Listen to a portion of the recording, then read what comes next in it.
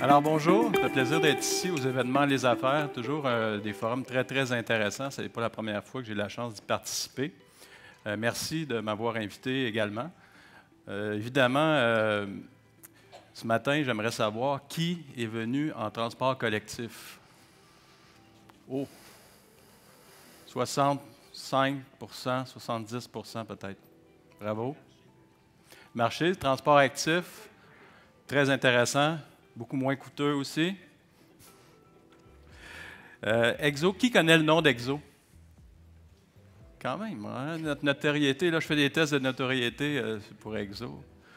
Et qui habite en couronne? Ah, quand même un 10-15 Pardon?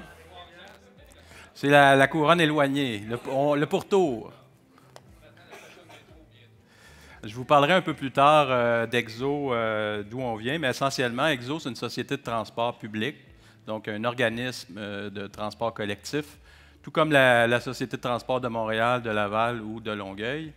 On a été créé le 1er juin 2017, puis on exploite des services de transport collectif par autobus et par train de banlieue pour les municipalités, en particulier de la couronne nord et sud de Montréal. Il y a 61 municipalités qu'on dessert dans les deux couronnes. Et on dessert également la ville-centre et Montréal et Longueuil, Laval par notre service de train de banlieue. Donc, on dessert Terrebonne, Mascouche, Terrebonne, Mascouche, Repentigny, Le Gardeur, Boisbriand, Rosemère, Sainte-Thérèse, Blainville, Deux-Montagnes, Oka, Saint-Eustache, Saint-Jérôme, Chambly, Richelieu, Carignan, Mercier, Châteauguay, Beauharnois, Candiac, La Prairie, Saint-Philippe et d'autres. J'ai la chance d'être le directeur général de la Société de transport qui dessert 82 municipalités de la région de Montréal. Donc, j'ai 82 maires comme clients pour nos services. Notre modèle d'affaires est également différent des autres sociétés de transport, c'est-à-dire qu'on offre les services en sous-traitance avec des partenaires privés.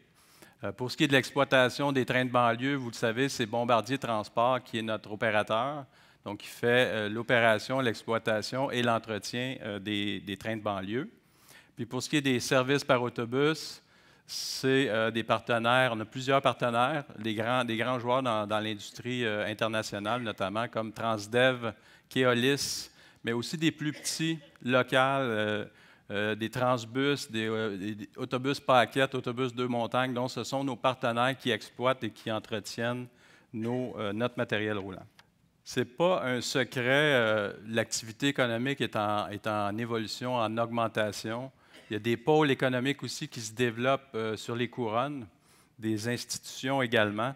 Donc, il y a des besoins de mobilité qui sont de plus en plus présents dans les couronnes nord et sud de Montréal, et également à Montréal, évidemment. Ce qu'on peut constater, un des constats qu'on peut faire, c'est que les grands projets de transport collectif sont assez longs à se répéter. Je ne sais pas si c'est quoi le grand projet de transport collectif actuellement, là? Vous savez certainement. J'ai vu mon collègue Denis Endlauer qui est ici, qui va présenter cet après-midi. Le REM, c'est un très, très gros projet actuellement que tout le monde connaît. Mais le dernier projet de transport collectif, c'est le prolongement du métro à Laval. Donc, en 2007, le dernier grand projet de développement de transport collectif. C'était en 2007. J'étais à la STL, d'ailleurs. J'étais aux premières loges là, du déploiement de ce projet-là. J'avais 40 ans. Ça vous donne une idée que ça fait quand même un certain temps, quelques années en fait, que ce projet-là est terminé. Puis, le REM va être déployé d'ici 2 ans. Donc, on parle d'un intervalle de presque 15 ans entre des projets majeurs de transport collectif. On sait qu'il y a beaucoup de projets actuellement dans les cartons, des études pour des prolongements d'autres modes, mais il faut il faut que ces projets-là arrivent de façon plus régulière, non pas avec des 15 ans et des 20 ans entre eux, parce qu'on n'arrive pas à suivre la demande de transport collectif. En fait, on peut considérer qu'on est à la croisée des chemins. On a une opportunité de développer les services pour la mobilité. On dit à la croisée des chemins, j'aurais envie de vous dire, on est à la croisée des voies ferrées et des voies réservées également. Donc, on a des décisions importantes à prendre collectivement pour développer les services de mobilité dans les prochaines années. Quelques chiffres qui sont issus de la dernière enquête origine-destination dévoilée par l'Autorité régionale des transports métropolitains le mois dernier. Plus spécifiquement pour les couronnes, la croissance démographique des 5 dernières années, il y a 137 000 personnes de plus qui se sont installées dans la région de Montréal. Et sur ces 137 000 personnes-là, la moitié se sont installées en couronne. Donc, presque 70 000 personnes se sont installées en couronne par rapport à Montréal. Donc, le pourcentage de croissance est important en couronne.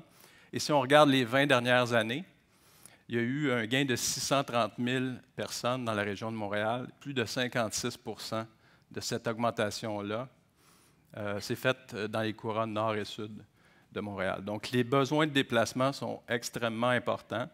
Et en plus, ce qu'on constate à partir des données, c'est que les gens qui habitent en couronne sont plus motorisés que les gens qui habitent dans les villes-centres. Donc, plus de gens avec des besoins de déplacement plus élevés, avec l'emploi qui est en augmentation, qui sont plus motorisés. C'est une recette qui fait en sorte qu'on peut ni plus ni moins dire que nous sommes en train de se créer un blocus de nos voies de transport par nous-mêmes en congestionnant les routes. Alors, je vais revenir sur EXO, puis notre rôle dans l'écosystème des transports collectifs dans la région de Montréal. Donc, on a été créé à partir de la partie de l'exploitation des trains de banlieue de l'ex-AMT et des 13 organisations qu'on appelait les CIT, donc les communautés intermunicipales de transport. Et donc, cette organisation-là, fusionnée, a été EXO. Puis, on ne nous avait pas appelé EXO au début, on nous avait appelé RTM. Fait que là, on se retrouvait, il y avait 17 organisations de transport collectif avant le 1er juin 2017, puis on tombait à 4 à ce moment-là. Et donc, il y avait la STM, le RTL, la STL, la RTM qui venait d'être créée, le REM qui était dans le portrait, puis là, il y avait le RTM.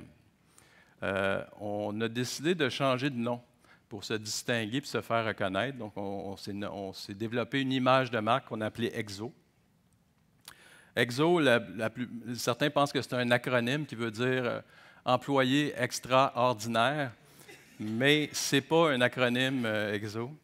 EXO, c'est une marque qu'on s'est donnée qui représente, dans le fond, les services qu'on donne en couronne, donc à l'extérieur de Montréal, au niveau du transport collectif. Déjà, depuis presque 3 ans qu'on a été créé, il y a certains acquis et certaines synergies qu'on a réussi à mettre en place de par la proximité des services de trains de banlieue et de bus en banlieue. Par exemple, le service EXO Duo qui a été mis en place dans l'axe de la 116 et de la ligne de train Mont-Saint-Hilaire. Ce service-là permet à des gens qui veulent utiliser, par exemple, le train le matin pour se rendre au centre-ville de Montréal, mais revenir à un horaire qui est plus flexible que les horaires de train qui sont normalement pas très fréquents en après-midi ou hors pointe. Donc, il peut utiliser un service d'autobus qu'on a mis en place qui ramène les gens vers les gares, les principales gares de la ligne Mont-Saint-Hilaire. Donc, ça donne plus de flexibilité pour accéder aux services de transport en commun. C'est un exemple de synergie qu'on peut faire en gérant les deux modes. On a aussi amélioré les rabattements vers nos gares et nos stationnements parce que c'est nous qui avons justement la planification de ces routes-là. On a l'exemple de Rosemère où on a amélioré le rabattement par transport collectif parce que le stationnement est saturé dans ce secteur-là, comme ailleurs aussi. Et on a implanté des systèmes technologiques qui datent de ces années-ci, c'est-à-dire, par exemple, donner accès aux clients à du temps réel, donc à la prédiction des horaires en temps réel, ce qu'il n'y avait pas partout dans les secteurs un peu plus petits parce que les moyens n'étaient pas là. Puis on a travaillé également sur tous nos outils de planification et de déplacement du transport adapté pour déployer des outils 2020 pour nous permettre d'offrir des services de transport adaptés plus efficaces et plus optimales. Maintenant, ça, c'est le passé, les 3 dernières années. Je vais vous parler un peu de notre vision de l'avenir et du futur, comment on voit le développement de nos services. Euh, on doit maintenant intégrer à l'intérieur des couronnes nos réseaux de bus. Parce qu'actuellement, on est toujours avec des mini-réseaux locaux et des réseaux orientés vers Montréal. Donc, on veut intégrer ces services-là entre eux parce qu'il y a des origines et des destinations à même les couronnes qui ne sont pas desservies par le transport collectif et il y a des besoins, il y a de la demande à cet effet-là. On a beaucoup d'ambition pour développer les services dans les couronnes et la demande est là, les villes nous le demandent et le besoin est très, très présent. L'arrivée du REM est une opportunité pour nous de revoir justement ces services-là, en particulier dans les secteurs qui sont touchés par les nouvelles stations du REM, dans l'axe du Pont-Champlain, par exemple. Donc, on a plusieurs municipalités qui vont avoir des services de rabattement vers les stations du REM. Et puis, évidemment, l'arrivée du REM, c'est une opportunité d'amener des nouveaux clients dans le transport collectif de façon générale. Il y a des gens qui vont laisser leur voiture pour le transport collectif, mais ils vont devoir se rendre aux stations du REM et à nos stations de train de banlieue. Donc, on va développer des services efficaces pour atteindre ces stations-là. Donc, ça, on le voit comme une opportunité. Un autre projet qu'on a, en fait, on veut implanter, on a identifié 50 projets de voies réservées, mesures préférentielles pour bus et autres, pour accélérer, fluidifier nos services d'autobus. Évidemment, c'est une recette gagnante.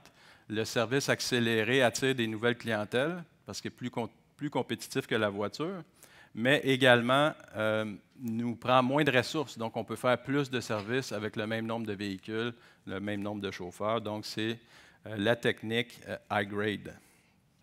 Maintenant, on se pose souvent la question, on se fait souvent poser la question, est-ce qu'il y a un avenir pour les trains de banlieue? Parce qu'on voit le REM arriver, on se dit, bon, les trains de banlieue, c'est vieux, c'est pas fiable, on entend souvent ça. Mais je vous dirais que le constat qu'on fait depuis le début des années 2000, là, que le réseau de trains de banlieue s'est développé, il y a eu une augmentation de la fréquentation de 57 depuis ce temps-là. C'est encore en augmentation. On regarde la ligne Saint-Jérôme en 2019, il y a une augmentation de 6 de la fréquentation. Les trains sont encore attractifs. Et ce n'est pas le même mode que le REM. Le REM, c'est un métro. C'est un métro de surface. C'est un mode plus léger qui peut transporter jusqu'à 600 personnes par rame. Donc, c'est un mode qui est complémentaire. Le train de banlieue, c'est un mode lourd qui va souvent faire des plus grandes distances puis qui va permettre de transporter plus de 2000 personnes pour une seule rame. Donc, ce n'est pas le même mode. Ce n'est pas des modes qui sont en compétition. C'est des modes qui doivent être considérés complémentaires. La problématique des trains de banlieue, ce n'est pas une question de demande, c'est une question d'offre. Donc, il y a de la demande pour le transport par train de banlieue. Nos stationnements, on a dans la région 27 000 places de stationnement autour de nos stations, gares, stationnements incitatifs et terminus qui sont pratiquement pleines. Si on en avait 50 000, ils seraient pleins aussi. Le problème du train de banlieue, c'est l'offre. On n'est pas capable, pour l'instant, dans les conditions actuelles, d'ajouter beaucoup d'offres. Pourquoi? Parce que les infrastructures ne nous appartiennent pas. Donc, les voies ferrées appartiennent au CN, au CP, qui priorisent évidemment le transport de marchandises puis leurs opérations. Donc, on n'a pas de possibilité d'ajouter des créneaux horaires intéressants en ce moment de par ce modèle-là. Donc, difficulté d'accéder aux gares parce que les stationnements sont saturés. Difficulté d'ajouter des plages horaires au niveau des trains parce que ça ne nous appartient pas. Et matériel roulant aussi limité, bien que ce que vous voyez sur la photo, c'est les nouvelles voitures qui vont être reçues par Exo en 2020. On a 43 nouvelles voitures qui vont être reçues et mises en service là, progressivement. Qui va nous aider beaucoup. Donc, des voitures modernes à 2 niveaux qui vont venir renforcer la flotte de matériel roulant, mais on est quand même limité au niveau du matériel roulant pour ajouter des services. Donc, il faut se questionner, puis on a déposé un mémoire à cet effet-là au gouvernement dans le cadre du sommet sur le financement et le développement du ferroviaire.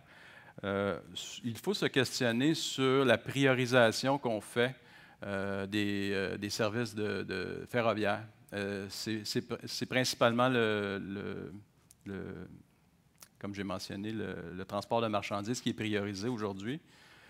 Est-ce qu'on devrait prioriser à certains créneaux ou faire des acquisitions de voies ferroviaires pour mettre plus de services de train de banlieue? Je pense que c'est une question qu'on doit absolument se poser si on veut augmenter la part modale du train de banlieue.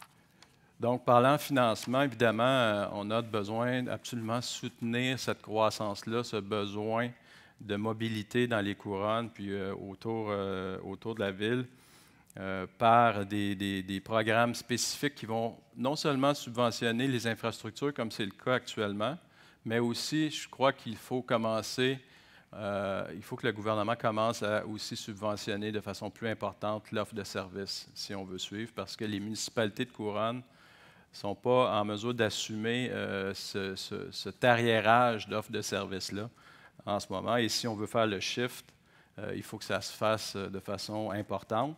Parce que les gens qui partent avec leur voiture d'une couronne, bien, ils se rendent à Montréal souvent avec leur voiture. Donc, il faut leur permettre de prendre le transport collectif directement de leur lieu de départ.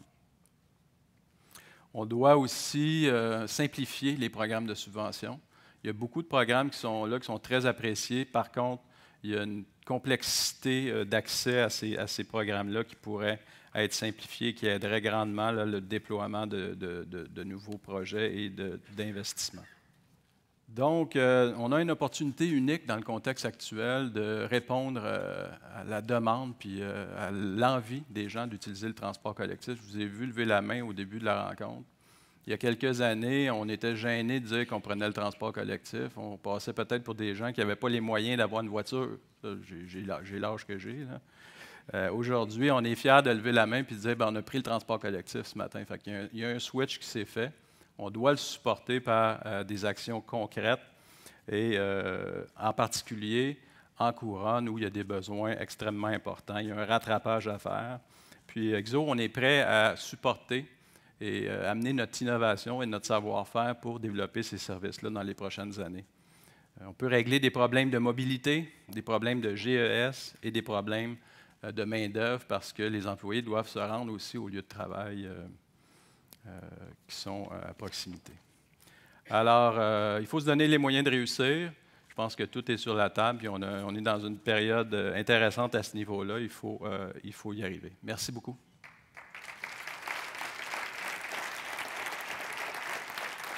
Bonjour. Deux questions. Avez-vous un plan pour augmenter le nombre de bus ou minibus pour aller chercher les gens et l'emmener à la gare pour réduire justement le fait que les stationnements sont saturés? Et ma deuxième question, avez-vous un plan aussi pour électrifier davantage votre flotte de bus? Très bonne question, puis je vous remercie surtout pour la première parce que j'ai sauté par-dessus.